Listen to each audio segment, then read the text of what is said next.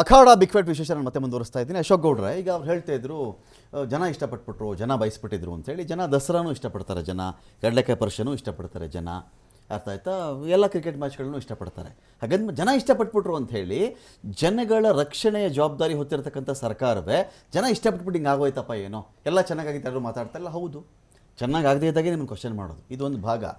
ಸ್ಟೇಜನ್ನು ಗಮನಿಸಿದ್ರೆ ವಿಧಾನಸೌಧ ಸ್ಟೇಜ್ನೇ ಯಾರು ಬೇಕಾದರೂ ಹೇಳಬಹುದು. ಈ ಅಭಿಮಾನಿಗಳು, ಸಾಮಾನ್ಯ ಜನ ಇವ್ರಿಗಿದ್ದಂಥ ಜೋಶ್ಗಿಂತ ಜಾಸ್ತಿ ಜೋಶು ಸರ್ಕಾರದವ್ರಿಗೆ ಜಾಸ್ತಿ ಜೋಶಿತ್ತೇನೋ? ಸರ್ಕಾರಕ್ಕಿಂತ ಜಾಸ್ತಿ ನನ್ನ ಪ್ರಕಾರ ಡಿ ಕೆ ಶಿವಕುಮಾರ್ ಸಕುಟುಂಬ ಸಪರಿವಾರ ಸಮೇತರಾಗಿ ವೇದಿಕೆ ಮೇಲಿದ್ರಲ್ಲ. ಡಿ ಕೆ ಶಿವಕುಮಾರ್ ಮತ್ತು ಜಮೀರ್ ಅಹಮದ್ ಖಾನ್ ಇವರಿಬ್ಬರ ಜೋಶ್ ಏನಿತ್ತು ಅಂದ್ರೆ ಪಾಪ ಪ್ಲೇಯರ್ಸ್ಗೆ ಮತ್ತು ಅಭಿಮಾನಿಗಳಿಗೆ ಎಷ್ಟು ಜೋಶ್ ಇತ್ತೋ ಇಲ್ಲೋ ಗೊತ್ತಿಲ್ಲ. ವಿರಾಟ್ ಕೊಹ್ಲಿ ಕಾಲ್ ತುಳಿದು ಸಿಕ್ಕಾಕೊಂಡ್ಬಿಡ್ತಾ ಇದ್ರು ನೆನ್ನೆ ಸ್ಟೇಡಿಯಂ ಆಚೆ ಬರ್ಬೇಕಾದ್ರೆ. ಆ ಲೆವೆಲ್ ಅಲ್ಲಿ ಆ ಇಕ್ಕಟ್ಟಲ್ಲಿ ಕರ್ಕೊಂಡ್ ಬಂದಿದ್ದಾರೆ ಅವ್ರನ್ನ. ಖಂಡಿತವಾಗ್ಲು. ಯಾಕೆ ಅಂತಂದ್ರೆ ಇವರಿಬ್ರು ನಾನು ವಿಸ್ತಾರವಾಗಿ ಹೇಳ್ತೀನಿ ನೋಡಿ. ಒಂದು ಏನು ಅಂತಂದ್ರೆ ಈ ರಾಜ್ಯದಲ್ಲಿ ಪ್ರಾಬ್ಲಮ್ ಏನಾಗ್ಬಿಟ್ಟಿದೆ ಅಂದ್ರೆ ಆ ಗೃಹ ಸಚಿವರು ಅಂತ ಒಂದು ಖಾತೆ ಇದೆ. ಆ ಗೃಹ ಸಚಿವರ ಖಾತೆ ಏನಾಗ್ಬಿಟ್ಟಿದೆ ಅಂದ್ರೆ ಡಿವೈಡ್ ಆಗ್ಬಿಟ್ಟಿದೆ.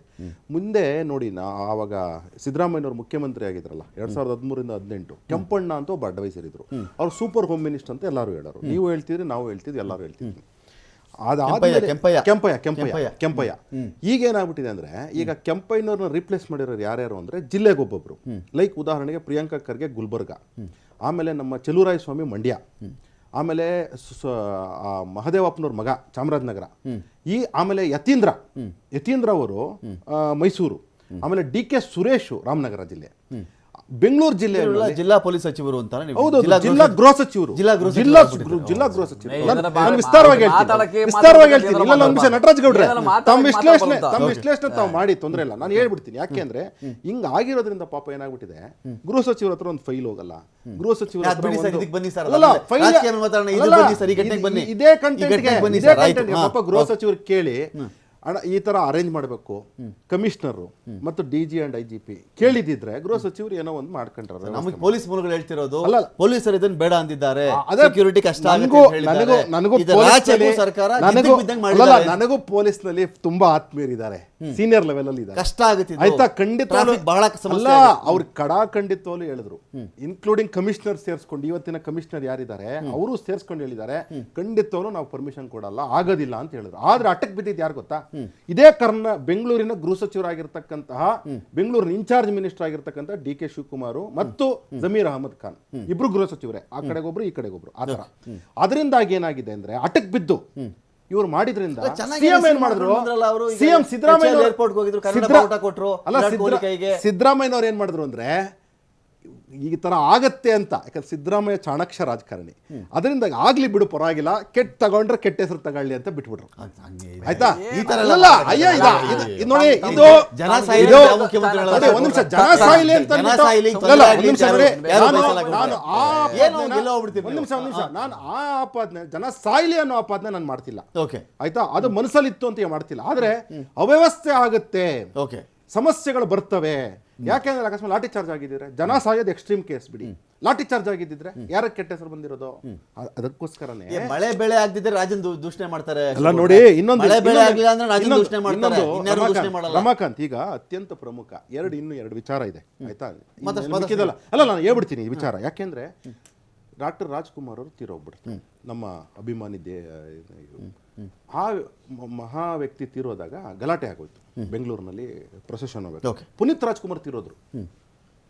ನಾವು ಯಾವ ರೀತಿ ಎಚ್ಚೆತ್ತಗೆ ವಹಿಸ್ಕೊಂಡಿದ್ವಿ ನಮ್ಮ ಸರ್ಕಾರ ಇದ್ದಾಗ, ಬೊಮ್ಮಾಯಿ ಅವರು ಮುಖ್ಯಮಂತ್ರಿ ಆಗಿದ್ರು, ಎಲ್ಲರಿಗೂ ಸಹ ಎಲ್ಲರೂ 2 ದಿವಸ 3 ದಿವಸ ಕಾದು, ಆಮೇಲೆ ಒಂದು ಶೆಡ್ಯೂಲ್ ಮಾಡಿ, ಆ ಶೆಡ್ಯೂಲ್ಗೆ ಜನ ಹೆಂಗ್ ರಿಯಾಕ್ಟ್ ಮಾಡ್ತಾರೆ ಅಂತ ಯೋಚನೆ ಮಾಡಿ, ಯಾವ ರೀತಿ ಪ್ರೊಸೆಷನ್ ಆಯಿತು, ಯಾವ ರೀತಿ ತೆಗೆದುಕೊಂಡು ಹೋದ್ರು, ಯಾವ ರೀತಿ ಅವ್ರನ್ನ ಒಂದು ಗೌರವ ಸಲ್ಲಿಸ್ತಕ್ಕಂತಹ ಆಯ್ತು ಪುನೀತ್ ರಾಜ್ಕುಮಾರ್ ಅವ್ರಿಗೆ.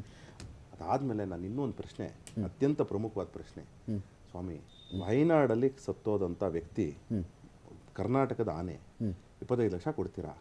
ನನ್ನ ಸಣ್ಣ ಸಣ್ಣ ಮಕ್ಕಳು ಕನ್ನಡಿಗರು 10 ಲಕ್ಷನೇನ್ರಿ?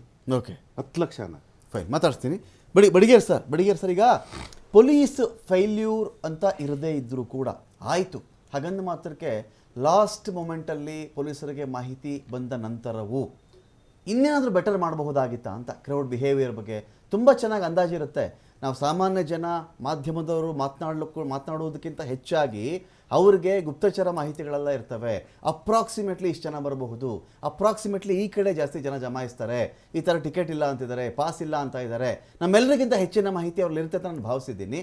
ಸೊ ಬೇಸ್ಡ್ ಆನ್ ದಟ್ ಈಗ ಪೊಲೀಸರು ಕೆಲವರು ಹೇಳ್ತಿರೋದೇನು ಅಂದರೆ, ವಿಧಾನಸೌಧದಲ್ಲಿ ಪ್ಲೇಯರ್ಸ್ ಬರ್ತಾ ಇದ್ದಾರೆ, ವಿಧಾನಸೌಧದಲ್ಲಿ ಮಿನಿಸ್ಟರ್ಗಳಿರ್ತಾರೆ, ಮುಖ್ಯಮಂತ್ರಿಗಳಿರ್ತಾರೆ ಅಂತ ಆ ಕಡೆ ಫೋಕಸ್ ಜಾಸ್ತಿಯಾಗಿ ಚಿನ್ನಸ್ವಾಮಿಯ ಬಳಿಯಲ್ಲಿ ಈ ಜನ ನಿಯಂತ್ರಣ ಮಾಡುವುದಕ್ಕೆ ಎಷ್ಟು ಬೇಕೋ ಅಷ್ಟು ಜನ ಪೊಲೀಸರು ಇರಲಿಲ್ಲ ಅಂತ. ಇದು ಹೇಗೆ ಅಂತ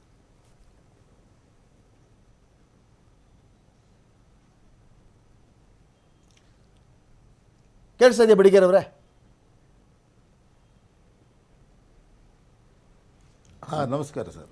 ಅದು ನೀವು ಹೇಳಿದ್ದು ನಿಜ. ಸ್ವಲ್ಪ ಪೊಲೀಸ್ ಅಟೆನ್ಷನ್ ಸ್ವಲ್ಪ ಈ ಕಡೆ ವಿಧಾನಸೌಧ ಕಡೆ ಹೋಗಿದೆ ಜಾಸ್ತಿ. ಚಿನ್ನಸ್ವಾಮಿ ಸ್ಟೇಡಿಯಂ ಕಡೆ ನಂತರ ಮಾಡಬಹುದಂತ ಒಂದು ಅಭಿಪ್ರಾಯ ಇರಬಹುದು. ಓಕೆ. ಆದರೆ ಇಲ್ಲಿ ಒಂದು ಸಿಕ್ಕಾಪಟ್ಟೆ ಕ್ರೌಡ್ ಜಾಸ್ತಿಯಾಗಿ ಇದ್ದ ಪೊಲೀಸರಿಗೆ ಕಂಟ್ರೋಲ್ ಸಾಧ್ಯ ಆಗಿಲ್ಲ.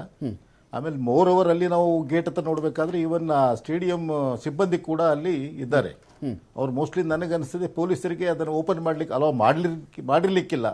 ಯಾಕಂದ್ರೆ ಈ ಪಾಸ್ದು ಮತ್ತೆ ಇದ್ರ ಕನ್ಫ್ಯೂಷನ್ ಇದ್ರಿಂದ ಆದ್ರೆ ಪೊಲೀಸರು ಮತ್ತೆ ಈ ಸ್ಟೇಡಿಯಂನವರಲ್ಲಿ ಅವರಿಗೆ ಅನುಮತಿ ಕೊಡದೇ ಇದ್ದಾಗ ಅವರು ಬಹುಶಃ ನಿಂತಿದ್ದಾರೆ. ಆಮೇಲೆ ಒಮ್ಮೆಲೆ ಜಾಸ್ತಿ ಕ್ರೌಡ್ ಆದಾಗ ಒಳಗೆ ಬಿಟ್ಟಾಗ ಈ ಘಟನೆ ಆಗಿದೆ.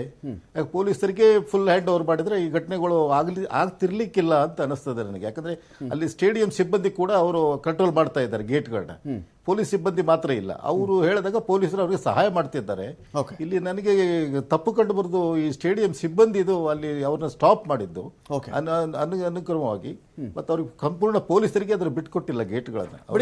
ಪ್ರಶ್ನೆ ಬರುತ್ತೆ ಇಲ್ಲಿ, ಪ್ರಶ್ನೆ ಬರುತ್ತೆ ಕೇಳಿಸ್ಕೊಂಡ್ಬಿಡಿ. ಜನ ಒಮ್ಮೆಲೆ ಕ್ರೌಡ್ ಜಾಸ್ತಿ ಪ್ರಶ್ನೆ ಏನ್ ಬರುತ್ತೆ ಅಂದ್ರೆ, ಆಯ್ತು